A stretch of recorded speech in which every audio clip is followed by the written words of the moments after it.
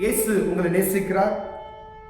இந்த நிகழ்ச்சியை பார்க்கிற ஒவ்வொருவரையும் ஆண்டவராக இயேசு கிறிஸ்துவின் நாமத்தினாலே வாழ்த்துகிறேன். இந்த நாளில் ஆண்டவர் நம்மளோடு பேச முடிய வேதத்திலிருந்து சில வசனங்களை கூட வாசித்து நாம் அறிந்து கொள்ளக்கூடிய காரியத்தை ஆண்டவர் நம்மளோடு இடைபடுவாராக. அது தானியேல் தீர்க்கதரிசியின் புஸ்தகம் 4வது அதிகாரம் 1, 2, 3, 4 வசனங்கள் இப்படியாக சொல்லுகிறது.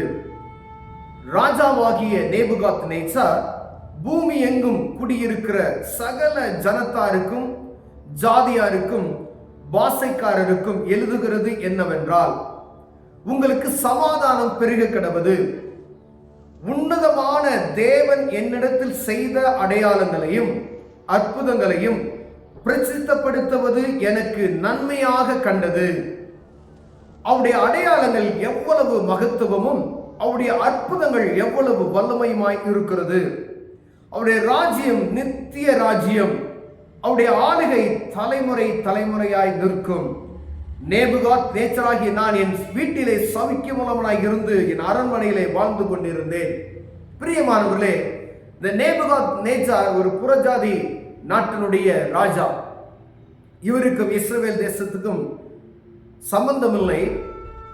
ஆனால் இஸ்ரவேலிலிருந்து சிறைப்பிடித்து போன கர்த்தருடைய பிள்ளைகளாகிய 4 மனிதர்களை கொண்டு இந்த நேபுகாத்நேச்சாரோடு ஆண்டவர் பேசின காரியத்தை அறிந்து மகத்துவமுள்ள தெய்வத்தை அவர் அறிந்து கொண்டது நிமித்தமாய், அவர் பெற்றுக்கொண்ட அந்த நன்மையான காரியங்கள் நிமித்தமாய், சர்வ வல்லமையான தேவன் யார் என்பதை அறிந்து கொண்டது நிமித்தமாய், அந்த தேசத்துல இருக்கக்கூடிய ஜோசியர்கள், கல்தேயர்கள், அங்க இருக்கக்கூடிய மந்திரவாதிகள் எல்லாரையும் அழைத்தும் எதுக்கும் நியாயம் கிடைக்காதபடி, அந்த அர்த்தத்தை சொல்ல விடாதபடிக்கு இருந்த அந்த ராஜாவுக்கு ஆண்டவருடைய வல்லமையை பெற்ற தானியேல் அவருக்கு சொன்ன அந்த அர்த்தங்கள், கர்த்தர் வெளிப்படுத்தின அவருடைய தரிசனம், அவர் சொப்பனத்தில் காணப்பட்ட அந்த காரியங்களுக்கான விளக்கங்களை அவர் கொடுத்தது நிமித்தமாய், அவர் அநேக இடங்கள்ல தேவனுடைய நாமத்தை அறிந்தபடியினால் அவர் எழுதுகிறது, உலகத்தில் இருக்கக்கூடிய எல்லா பூமியில் இருக்கக்கூடிய எல்லா ஜனத்துக்கும்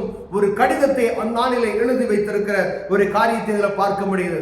பூமியில் குடியிருக்கிற எல்லா மக்களுக்கும் என்று ஆரம்பிக்கிறார். பிரியமானவர்களே, இதை நான் எழுதுவது எனக்கு நன்மையாக கண்டது. நான் இந்த தெய்வமிடம் நான் பெற்றுக்கொண்ட நன்மைகளை, நான் பார்த்த அற்புதமான காரியங்களை, உலகத்தில் நான் எந்த ஒரு இடத்திலையும் நான் காணக்கூடாத காரியங்களை தேவன் வெளிப்படுத்தின நிமித்தமாய் இந்த காரியத்தை உலகம் இருக்கிற குடிமக்களுக்கு நான் எழுதுகிறேன், பாசைக்காருக்கு எழுதுகிறேன், ஜாதியாருக்கு எழுதுகிறேன். எத்தனை விதமான மக்கள் இருக்கிறார்களோ அவர்களுக்கெல்லாம் இந்த மகத்துவமான தெய்வத்தை பற்றி நான் சொல்லுவது எனக்கு மேன்மையும் நன்மையுமாய் காணப்படுகிறது என்று அவர் அந்த கடிதத்தில் எழுதுகிறதை நாம் பார்க்க முடிகிறது. அதிகாரத்தை ஆரம்பிக்கும் போது, ராஜாவாகிய நேபுகாத்நேச்சார் பூமியெங்கும் குடியிருக்கிற சகல ஜனத்தாருக்கும் ஜாதியாருக்கும் பாசைக்காரருக்கு எழுதுகிறது என்னவென்றால், எவ்வளவு அருமையாய் பாருங்க.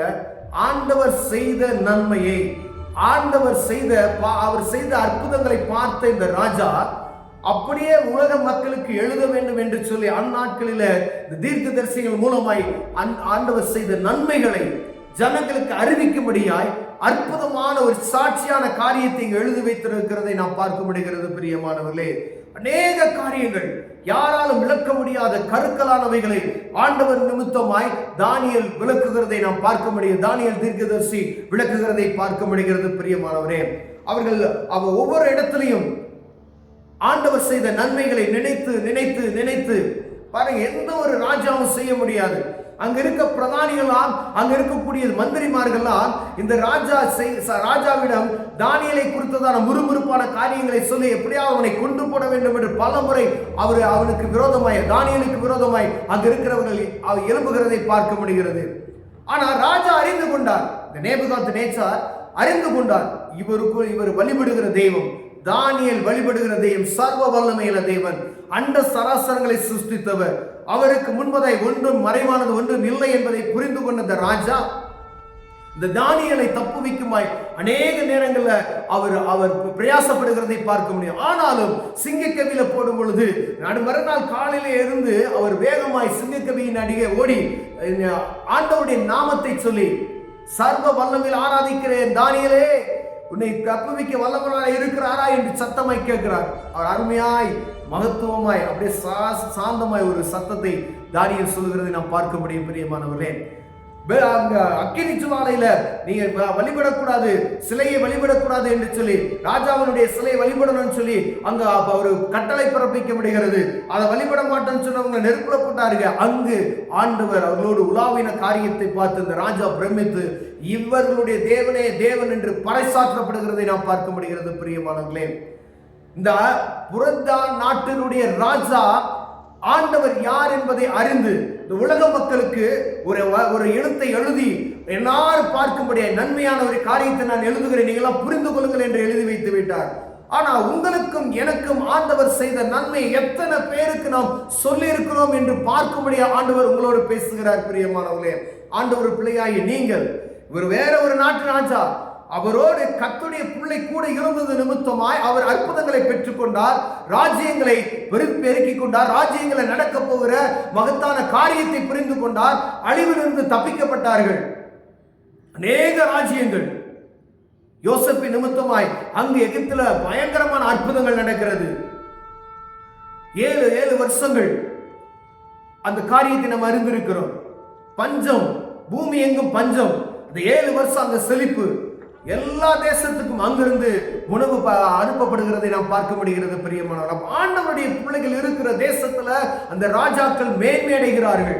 ஆனா அதை புரிந்து கொள்ளும்படியா ஆண்டவர் இந்த நாளில நீங்கள் இருக்கிற பகுதியில ஆண்டவர் உங்களை கொண்டு என்ன செய்கிறார் என்பதை அறியும்படியாய் ஆண்டவர் உங்களோடு பேசிக் கொண்டு இருக்கிறார் பிரியமானவர்களே. இரண்டாவது, நம்மளோடு ஆண்டவர் செய்த நன்மையான காரியங்களை பிறருக்கு சொல்லி இந்த மகத்துவமான தெய்வத்தை இந்த நேபுகாத்நேச்சார் உலகத்தில் இருக்கிற பூமியின் குடிகள் எல்லாருக்கும் நான் எழுதுகிறேன், இது நன்மை என்று நான் அறிந்திருக்கிறேன். அதே போல நாம் எத்தனை பேருக்கு நன்மையான காரியத்தை சொல்லி இருக்கிறோம். இந்த கிறிஸ்துமஸ் காலம் என்று அழைக்கப்படுகிறது, டிசம்பர் என்றாலே கிறிஸ்துமஸ் காலம் என்று சொல்லப்படுகிற இந்த நாட்கள்ல யாருக்காவது ஒரு நன்மையான காரியத்தை, ஐயா அந்த பூமியில ஆண்டவராக இயேசு கிறிஸ்து வந்ததின் நோக்கத்தை நிறைவேற்றும்படியா என்கிற சத்தியத்தை, இவர் சர்வ வல்லமையுள்ள தேவன் என்கிறதை ஜனங்களுக்கு அறிவிக்கும்படியாய் ஆண்டவர் உங்களையும் என்னையும் நியமித்து வைத்திருக்கிறார் பிரியமானவர்களே. உங்களுக்கு செய்த நன்மைகளை பிறருக்கு சொல்லுங்க. அவர் யார் என்பதை அவர்கள் புரிந்து கொள்வார்கள் பிரியமானவர்களே. எப்படிப்பட்ட கருக்களானவையும், எப்படிப்பட்ட வியாதியையும், எப்படிப்பட்ட சாபத்தையும் அவரால் முறிக்க முடியும் என்பதை அந்த ஜனங்கள் அறிந்து கொள்ள முடியாது. ஆண்டவர் உங்களுக்கு செய்த நன்மைகளை பிறருக்கு சொல்லும் போது ஆண்டவருடைய ஆம மகிமைப்படும். அநேக ஜனங்களும் அவர் நிமித்தம் நன்மையான காரியங்களை பெற்றுக் கொள்வார்கள். அந்த பரலோகத்துக்கு கடந்து செல்வதற்கு இவர் அன்றி வேறு ஒருவரும் இல்லை என்பதை புரிந்து கொள்வார்கள் பிரியமானவர்களே.